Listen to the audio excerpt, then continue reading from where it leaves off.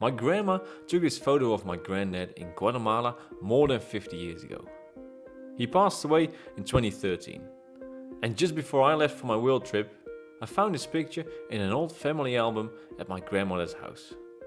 I had no idea where this was. So I tried to find it. And somehow I did. At that point, we hadn't planned most of our world trip.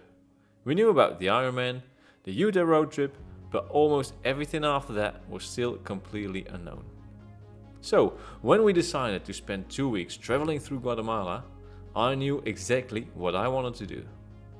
I wanted to stand in the exact same spot and take the same photo my grandparents had taken more than 15 years earlier. There was just one problem. Livingston isn't exactly on the way. From Flores, we took a cramped bus to Rio Dulce. 4 hours sitting in a bus, followed by a quick haircut and one night in Rio Dulce. The next morning, we traded the bus for a tiny boat. And this might have been one of the most beautiful ways we could have reached Livingston. For almost 2 hours, we traveled down to Rio Dulce, from wide open water into these incredible green walls.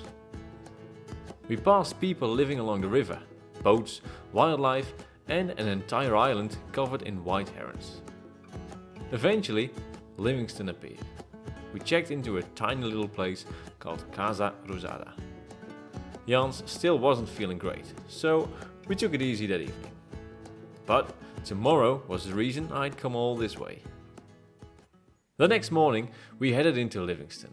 No big plan, just one mission: find Playa Capitania.